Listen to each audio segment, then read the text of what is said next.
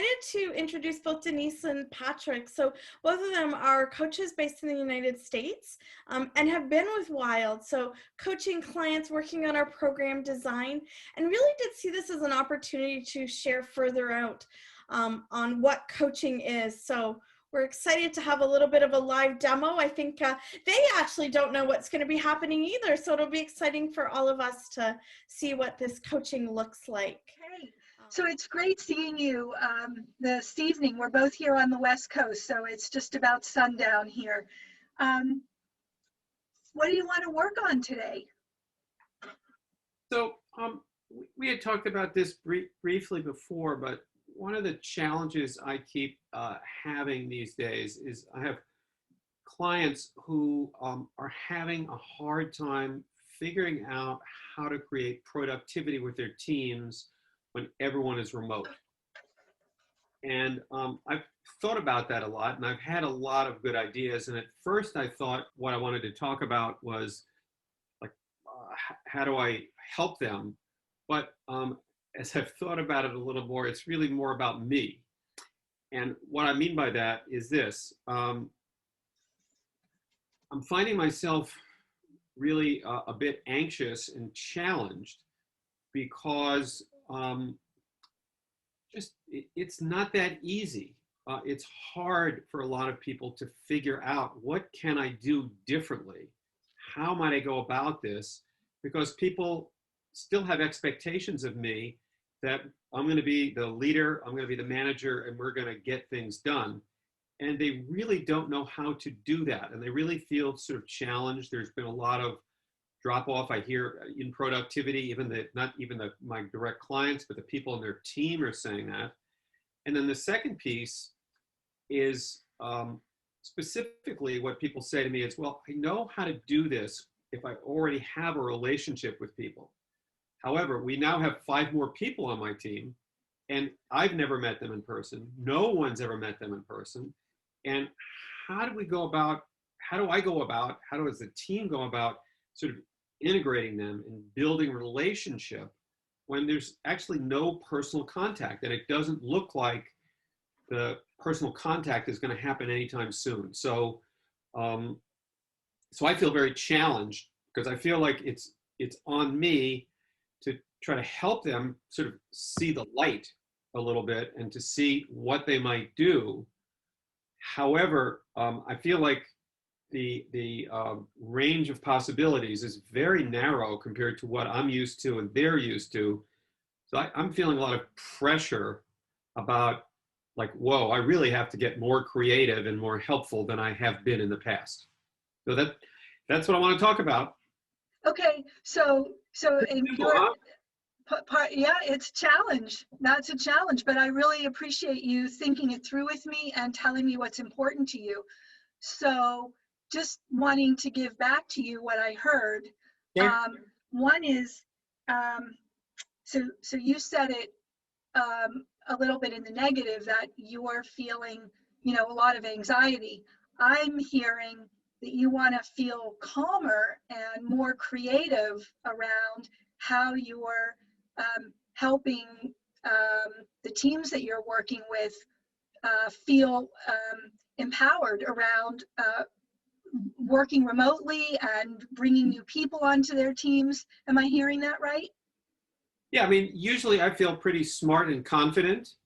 And right now I'm not feeling especially smart or especially confident trying to help these people. Okay, all right. So we have, about 10 minutes today to think about that.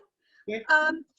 If this conversation was successful for you and you left with something that was helpful, what would you like to leave with? Well, I guess 2 things. One is I'd feel like I'd have a new idea about how to help 1 or 2 people, maybe not everybody. And I might feel a little more, calm and centered, and like I'm more in touch with my best Patrick self, as opposed to, whoa, like I don't know what to do here, kind of Patrick. Okay. Okay. All right. I think we can do something about that. What makes this topic, finding at least one new idea, and feeling more centered, and drawing on your own skill, your own strengths. What makes this really important to you now? Well, I always feel a responsibility to help my coaching clients improve. So it's fully dependent upon their goals and their context, but I feel like, that's what they bring me in for. That's why they quote unquote pay me. And I feel like it's up to me to do that. If I'm going to a restaurant, I expect to get a meal. If I'm going to a coach, I expect some help. And so I feel like there's pressure to deliver. And Okay. That's really the deal. Yeah. So it's about your credibility, and it sounds like part of it's about your credibility, and the other part of it is really wanting to carry out your mission. Make sure that people get what they get from you, what they came to get. Wouldn't have necessarily chosen those words myself, but yes. Okay. And it also, the difficulty is I feel absolutely imperative on me to be helpful and to help them figure something out that they haven't figured out, because that's the business challenge they have, is be as productive or more productive, but now you've got to do it remotely only. And I don't feel like I have as many good questions or easy answers as I had in the past. So I feel like I have to dig deeper in myself, and I think I have to dig deeper in myself in order to be helpful. Okay. So let's see what we can come up with. At least one idea, and helping you feel more centered by the time we finish this conversation today. Deal.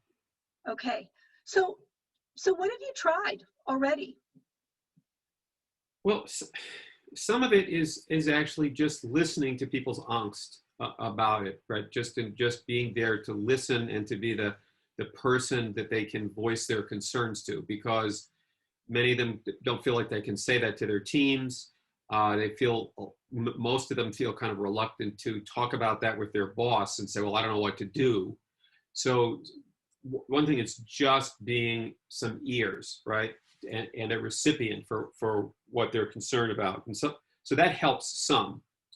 The other thing is I've thought a lot about, so it's less easy, but what can you do to help people feel more connected? Because I think that's where it starts, is that I feel like I can connect with you and I can build trust or rapport with you, as I'm thinking about my clients. Then I can connect, whether it's on Zoom or on the phone or whatever it is, I can do that. So it's about, so I'm thinking a lot about, so what is it that you do to help people connect with one another, right? That's a piece of it. I think Catherine was doing a little bit of that at the beginning of this call, right? Which is just, who are you? Where are you from? Let us know a little bit about you. And, it was brief and we didn't have much time, but that's a starting point, right? So once I know something about you, then I can start to be smarter and have better feelings about how do I connect with her, or how do I connect with him. So I think it's about,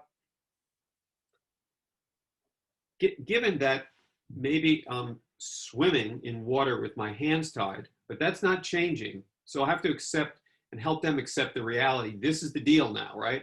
We're no longer meeting in person. So what can you do to still connect and to generate trust given the constraints? So that's my starting point. Yeah. And I appreciate the things that you've tried, and I appreciate, the couple of thoughts that you had about, what you could do. So I want to just invite you to think a little bit differently about this for a minute. So let's think about, not the folks that you're working with right now, but think really broadly over the course of your career. Think about a time when you had to create a connection with a new group of people that you had no relationship with before, before the opportunity to connect with them? What did you do? What worked when you when you did that in the past? Well, the thing that pops into my head is slightly different than that, which is that I had met with this group of people, and it was a large group of people. It was a very big project, and something happened between someone on my team and the other team that almost sent the whole thing sideways. And so I had to spend the entire night that night with two colleagues sort of brainstorming what we could do. And frankly, I think the starting point was I literally had to apologize to the individual who felt offended and to the team for just sort of getting off to a rocky start. So it was a little bit of letting my hair down and in a sense saying like, hey, we got to connect. I don't really know how to do this here in this medium, but we're going to make that happen. So I have a couple of ideas. Help me, work with me. Let's use our collective intelligence. And I think, I think a big deal is, I hadn't thought of this at all, Denice, but I think that, I think offering a genuine apology to people, or simply saying, I don't really know how to do this, but we have to do this. So let's talk together about how to do that. And that takes me back to that situation, which, I feel like I literally pulled a rabbit out of the hat. I thought the whole thing was going sideways. So it strikes me, I might know a little bit about how to do this. I don't feel like I'm writing a book about this next week, but I feel like I know a little bit. Okay, so from that experience that you just reflected on, what might apply to this situation that we're talking about now? Oh, it's pretty similar. It's like, hey, I could have a conversation with a client or now or one in the future who presents this as a challenge and say, well, I might go through the same line of inquiry you're going with me, but hey, what's the challenge? What do you have to do? Well, you have to figure out how to do this. Is there a way in the past where you've had to come up with a solution and you had no idea? What did you do? What worked? If you've done some things that didn't work, let's throw them out. Maybe they might work in this situation. What did you do? And I think it is, it's helping people to tap into what's possible for them that starts to get the juices flowing. And despite people feeling like, oh, I don't know how to do this, or this is too difficult, that it's like lighting a spark in a fire, right? So once you get the spark going, then the fire can start to go. So I think that's actually quite a good picture for me, which is that I've got to help people figure out how to get a spark going.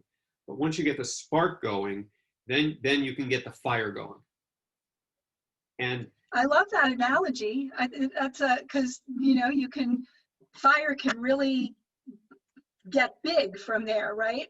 Yes, but you have to figure out how to get the spark going. So that's where I'm sort of ruminating right now or thinking about this, which is, okay, how do I do that? How might I help them do that?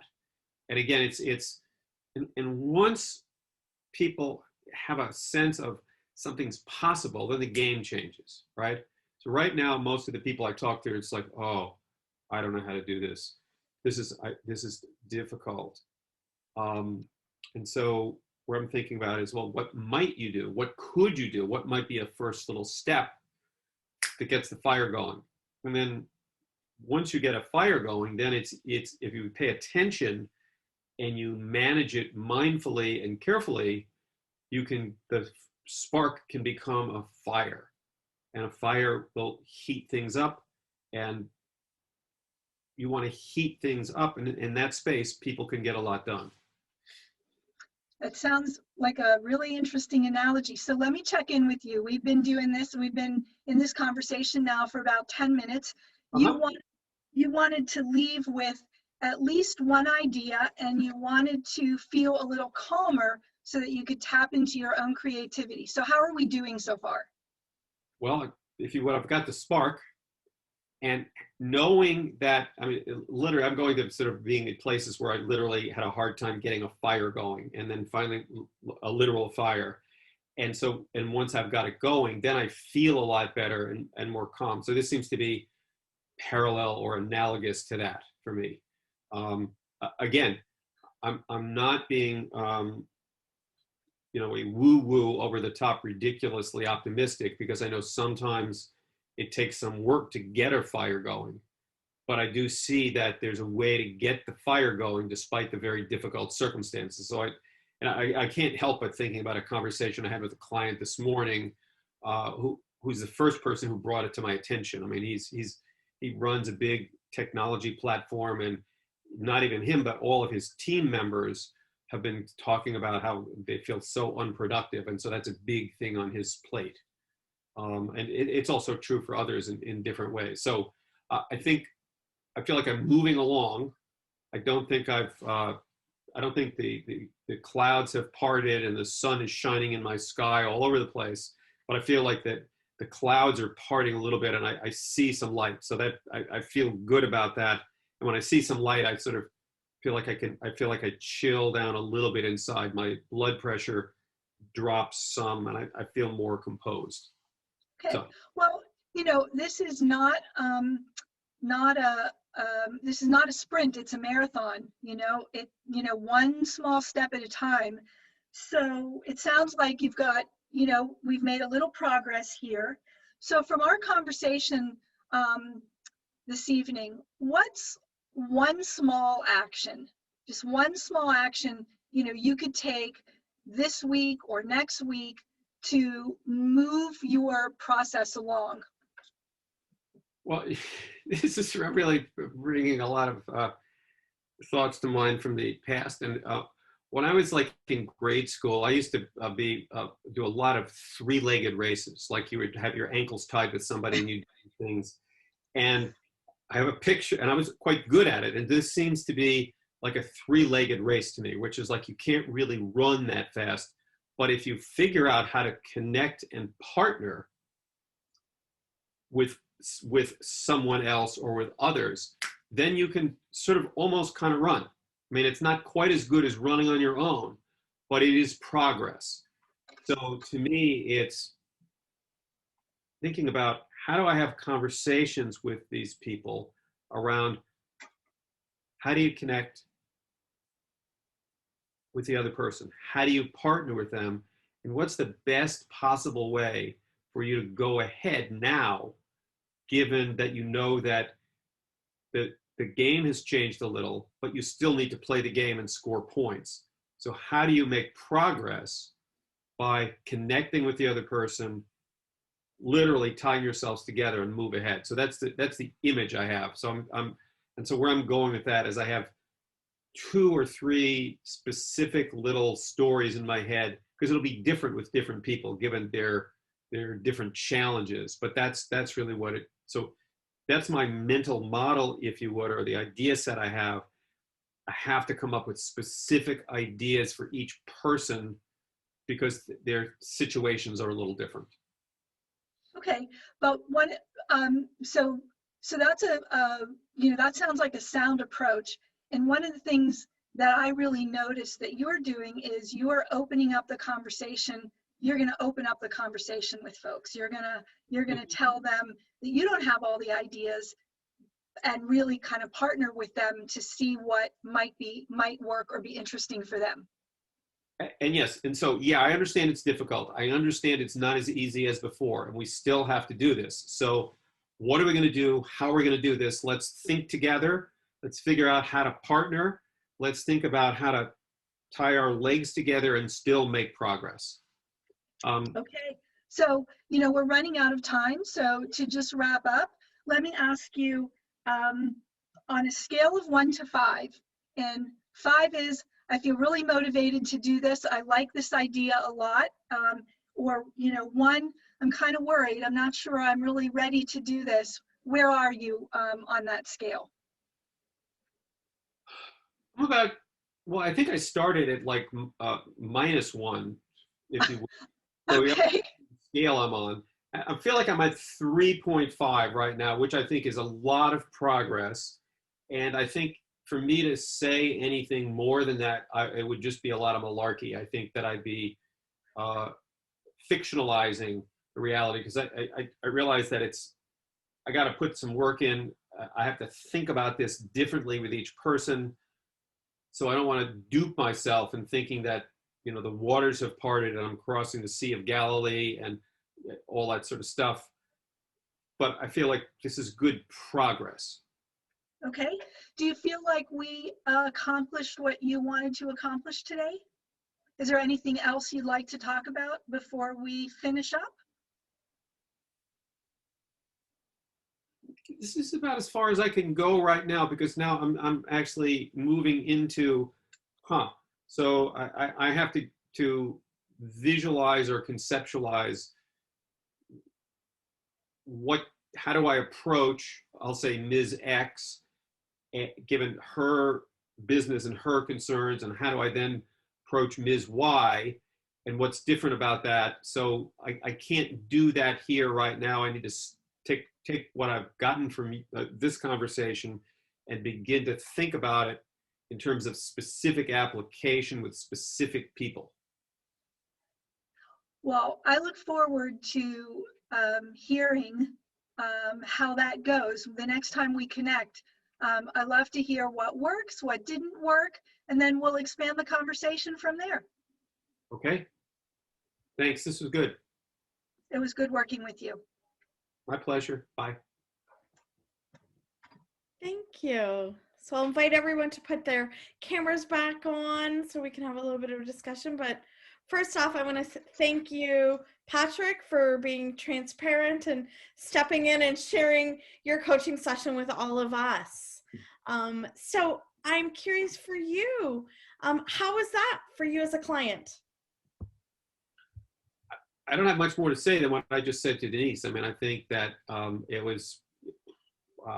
this has been a very, quite frankly, troubling subject for me, in that I've felt pretty constrained, in just the options that I might have had in the past have been limited. And I feel like I'm walking on a much narrower road.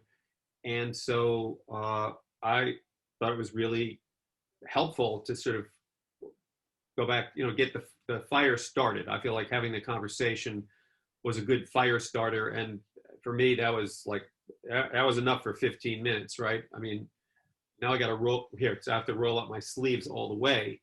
But it was a good piece of work. How's that? I mean, I don't have more to say than that. Yeah. Okay. So I'm so curious to hear from others on what did they notice Denice doing as the coach when you watch this? If you want to throw it in chat, if you like to type, or you can take yourself off mute to share a little bit on what you observed Denice doing. Yeah, hi, Lily here. So I think I found very interesting is that Denice keep on asking Patrick to think about specific things that that he wants to accomplish. So I think it is very interesting because often when you talk about what you want to do, you don't go to specific. You just have like this big general idea. Okay, I want to do A, but to talk about specifics and make it more real, then it's also provide you with steps that you can really act on. So I think that is I found very interesting. Thank you.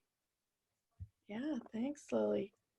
I'm seeing Irini talking about mirroring with positive words. So yeah, trying to look positively at what it is that you're doing with some of that specificness, listening and guiding. What else did people hear Denice doing?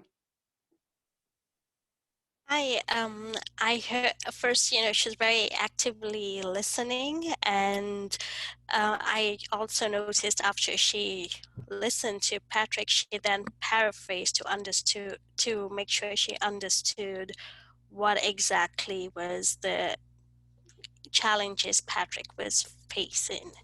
I also like that she asked, think about your past, what worked, and how can you tap into the solutions that worked for you in the past. Yeah, that was a great way of, in a different situation, but how can you do that? Which makes me think they're the client to explore himself on what that is. So thanks, Minnie, for throwing that in there. What about if we think of the other side? What did you notice Patrick doing as the client? So I really think he was thinking about his actions and his thoughts. So that really self-reflection and like all the solutions are actually with him, and sort of like prioritizing and seeing where he could change things or approach things, and that was a very helpful way to go about it. Yes.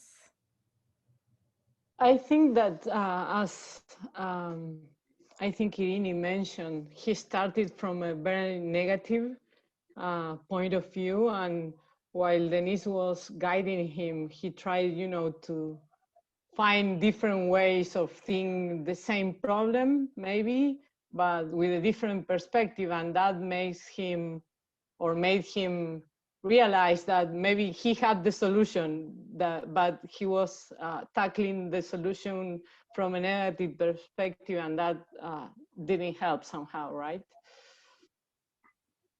So I think he was open enough to see what was happening and trying to see it from a different perspective.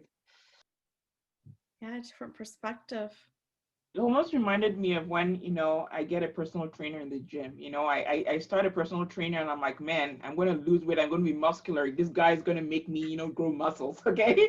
but I go there and I'm the one who actually has to lift weights. Okay.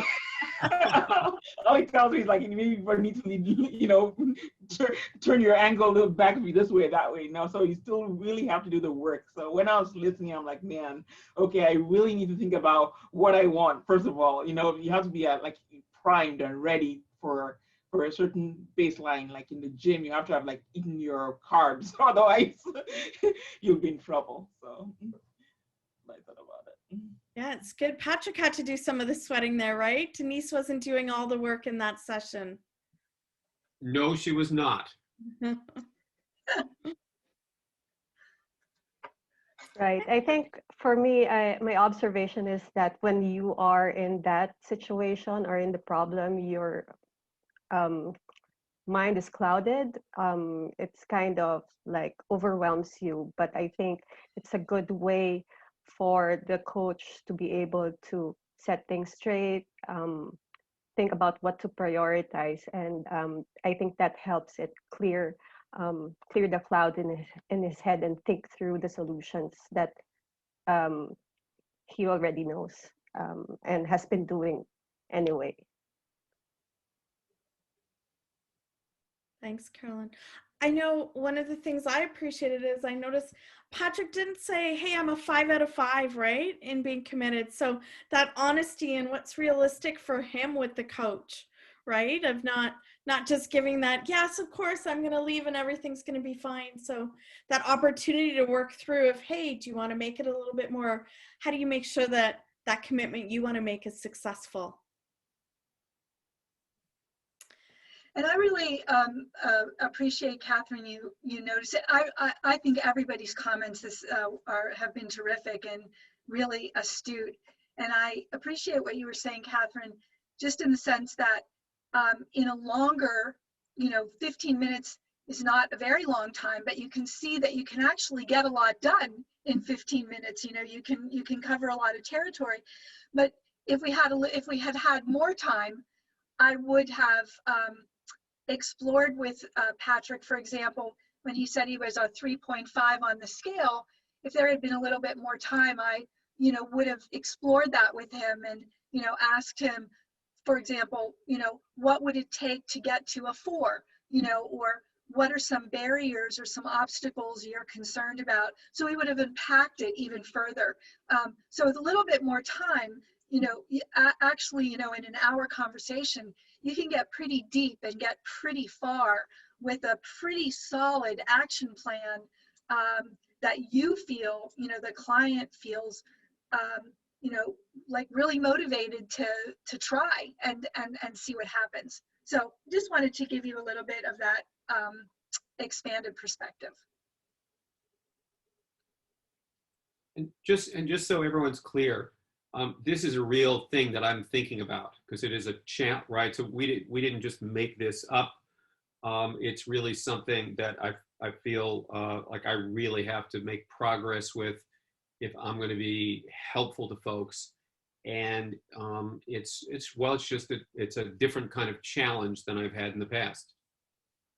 And so it requires me to think about things differently, and it requires me to sort of tap into, I'll say, some deeper resources to figure out how to be helpful. And something else I actually noticed too was, like, you both are coaches, okay? So I just kind of expect you have no problems, you know, in some arenas of life, like the coaching, whatever. So you're like, okay, well, you're a coach with something that you need to be coached on. You know, you're very experienced. Like, okay, you know, I have trouble leading myself. I have, you know, I try to sort of downplay my skills because I have uneven skills. And, you know, I look at people who are more like experienced or senior like you, like, oh, wow, you know, they got everything sorted. They don't have no problems, but, or no indecision. No indecision, that's a word I need. No medicine.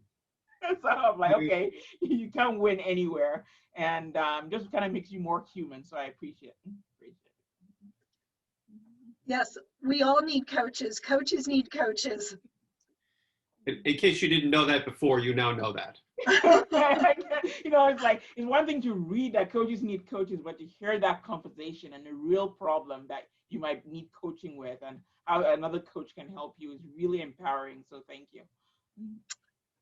Thanks for noticing that, Taya.